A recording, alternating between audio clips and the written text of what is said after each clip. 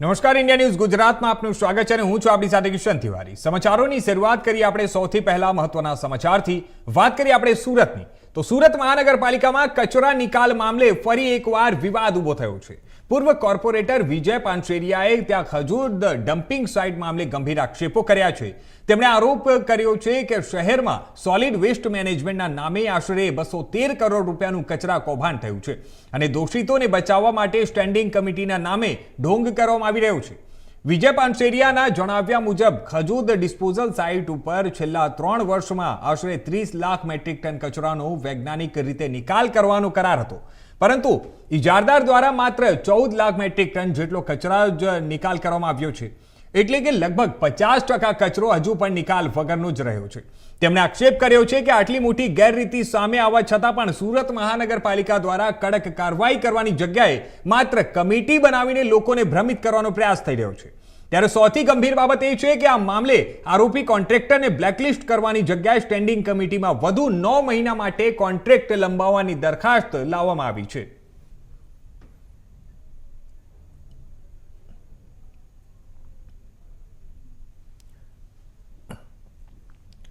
તો હવે આ સમાચાર પર વધુ વિગતવાર વાત કરવા માટે અમારી સાથે જોડાઈ રહ્યા છે અમારા બ્યુરો ચીફ સુરતથી શૈલેષ ત્રિવેદી। શૈલેષજી, આપણે વાત કરીએ તો આ જે સમગ્ર ઘટના છે તે સમગ્ર ઘટનામાં જે ગંભીર આક્ષેપો કરવામાં આવ્યા છે તે સમગ્ર આક્ષેપો વચ્ચે ત્યાં શું છે, પરિસ્થિતિ શું છે, સૌથી પહેલા આપે જણાવો।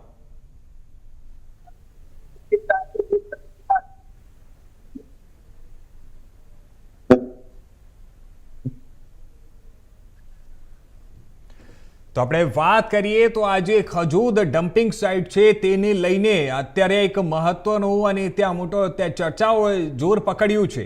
જણાવી દઈએ કે ગંભીર પ્રકારના આક્ષેપો કરવામાં આવ્યા છે। જે આક્ષેપમાં જણાવવામાં આવ્યું છે કે 30 લાખ મેટ્રિક ટનનો એનો નિકાલ કરવાનો હતો અને એનો નિકાલ કરવા માટે કરાર પણ હતો, પરંતુ એમાં 14 લાખ મેટ્રિક ટન જેટલું જ અત્યારે નિકાલ કરવામાં આવ્યો છે, એટલે કે 50% જેટલો જ કચરાનો નિકાલ થયો છે અને 50% જેટલું બાકી છે। છતાં પણ જે કોન્ટ્રાક્ટર છે તેની સામે કાર્યવાહી કરવાની જગ્યાએ ત્યાં એને કોન્ટ્રાક્ટ હજી પણ લંબાવવા માટેની ત્યાં દરખાસ્ત કરવામાં આવી છે અને જેને લઈને ત્યાં પાનશેરિયા તરફથી ત્યાં આક્ષેપો કરવામાં આવ્યા છે। હવે આ સમાચાર પર વધુ વાત કરવા માટે અમારી સાથે જે જોડાઈ ગયા છે અમારા સુરતથી બ્યુરો ચીફ શૈલેષ ત્રિવેદીજી। શૈલેષજી, આપનું સ્વાગત છે।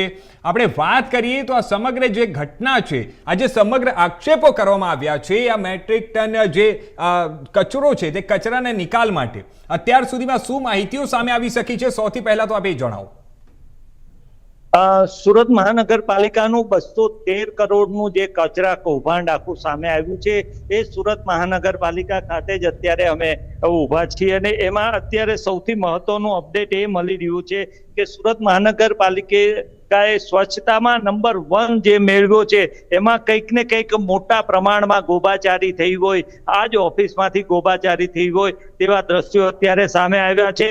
બીજી બાજુ આ સમગ્ર મામલે હવે બીજી અપડેટ એ મળી રહ્યા છે કે સુરત મહાનગરપાલિકાના જે શાસકો છે એમણે જે કોન્ટ્રાક્ટર છે એ કોન્ટ્રાક્ટરને ફરી એક વખત આ જે 10 મહિના માટે વધારાનો જે કોન્ટ્રાક્ટ છે એ આપવાની એક દરખાસ્ત આજે શરૂ કરી છે। આ સમગ્ર કૌભાંડ જેમણે આપણી સમક્ષ જેઓ લાવ્યા છે એ વિજયભાઈ પાનશેરિયા આપણી સાથે છે, એમની સાથે જ સીધી વાત કરીશું કે વિજયભાઈ આ સમગ્ર મામલો શું છે અને કેવી રીતે આ કૌભાંડ સર્જાયું છે। વિજયભાઈ, આ મામલો શું છે અને કૌભાંડ કઈ રીતે સર્જાયું? આ સમગ્ર મામલો આપ જોશો સુરત મહાનગરપાલિકા સમગ્ર મામલે હું ફરી એક વખત વાત આપની સાથે કરું છું અને વિજયભાઈ સાથે વાત કરું છું। વિજયભાઈ, શું મામલો છે? આપ જોશો કે સુરત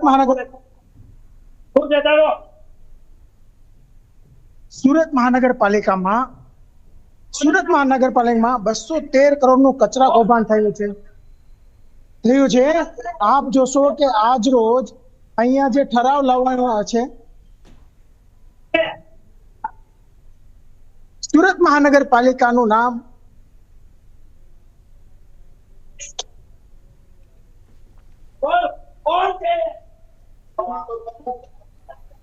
હા, તો આપ જે હિસાબે આ જોઈ શકો છો આ દ્રશ્યોમાં આ જે સમગ્ર- ત્યાં ફરી એક કયા વખત- પ્રકારે જ્યારે આ સવાલો પૂછવામાં આવી રહ્યા છે, જ્યારે સવાલ પૂછવામાં આવે છે ત્યારે ત્યાં આ પ્રકારની જ્યારે 213 એ કરોડનું લોકો કચરા કૌભાંડ આખા ભારતમાં સુરતનું નામ કોઈ કલંકિત કર્યું હોય તે સુરત મહાનગરપાલિકાના અધિકારીઓ અને કોન્ટ્રાક્ટરોએ કર્યું છે.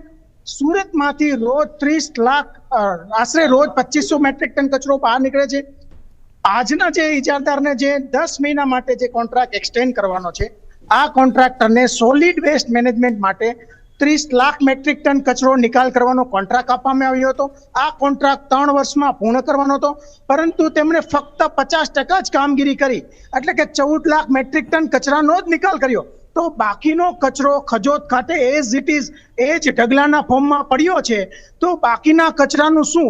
જો બાકીના કચરાનો નિકાલ નથી થયો તો છેલ્લા 3 વર્ષથી સુરત મહાનગરપાલિકાને એવોર્ડ કઈ રીતે મળે છે?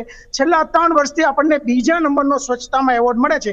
આ ચોખ્ખું દર્શાવે છે કે ક્યાંક ને ક્યાંક ખોટી માહિતી, ખોટા આંકડાઓ અને ખોટી રજૂઆતો કરીને આ એવોર્ડ મેળવવામાં આવે છે, જેને લીધે સુરતનું નામ આખા ભારતમાં કોઈએ કલંકિત કર્યું હોય તો એ સુરત મહાનગરપાલિકાના અધિકારીઓ અને કોન્ટ્રાક્ટરે કર્યું છે. આ જ કોન્ટ્રાક્ટરને આજે ફરીથી 10 મહિના માટેનો કોન્ટ્રાક્ટ વધારો કરવાની દરખાસ્ત આવી છે અને વધુ 71 કરોડ રૂપિયા ચૂકવવાની વાત કરવામાં આવી છે.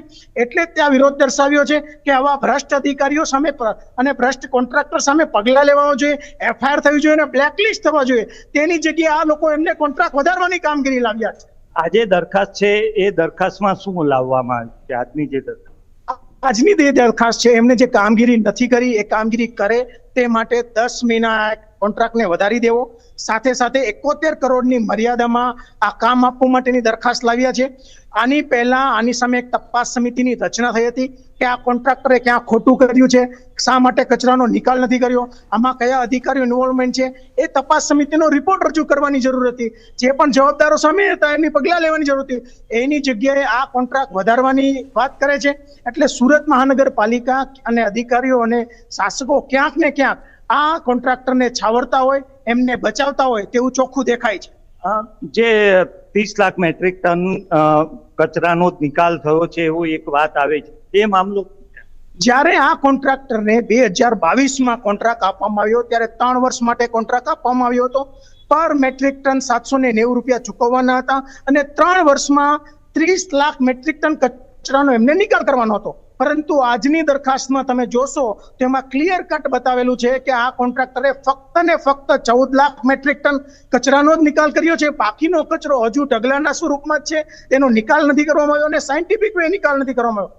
આ સમગ્ર મામલો આ હતો અને આ જ રીતે ચોખ્ખું દેખાય છે કે આ કોન્ટ્રાક્ટરને બચાવવામાં આવતો હોય એ ચોખ્ખું દેખાઈ રહ્યું છે. સુરત મહાનગરપાલિકાના આજ સુરત મહાનગરપાલિકા છે એના શાસકો છે કે જેમણે કંઈક ને કંઈક આખા કચરા કૌભાંડમાં જેમનો સામેલગીરી હોય એવું કંઈક ને કંઈક દ્રશ્ય સામે આવ્યું છે અને હવે એ દરખાસ્ત આજે શું મંજૂર થાય છે એની પર સૌની નજર છે. જી શૈલેષ, આપણે વાત કરીએ તો જે હિસાબે અત્યારે આ પ્રકારે ગંભીર આક્ષેપો કરવામાં આવ્યા છે અને આપણે જે હિસાબે અત્યારે જોયું કે જ્યારે આપણે સવાલ પૂછવા માટે જતા હોઈએ એ લોકો ઉપર જ્યારે સવાલો પૂછવામાં આવે છે ત્યારે આ પ્રકારે ગેરવર્તણૂક કે જ્યારે કરે છે આ લોકો, આવનારા સમયમાં એ લોકો પર શું એક્શન લેવામાં આવશે, શું પગલાં લેવામાં આવશે?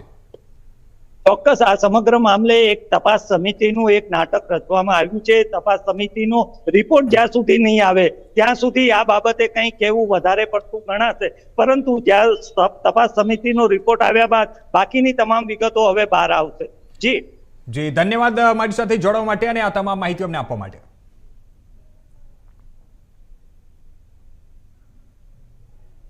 તો જણાવી દઈએ, આ ગંભીર આક્ષેપો કરવામાં આવ્યા છે જ્યાં અત્યાર સુધીમાં 50% જેટલું જ કચરાનો નિકાલ થયો છે અને હવે આવનારા સમયમાં એ લોકોની તપાસ માટે એક તપાસ કમિટીની બેઠક પણ બનાવવામાં આવી છે. એ કમિટી જે બની છે હવે એ સમગ્ર ઘટના શું છે, સમગ્ર હકીકત શું છે એ હવે આ તપાસ પછી જ જાણવા મળશે.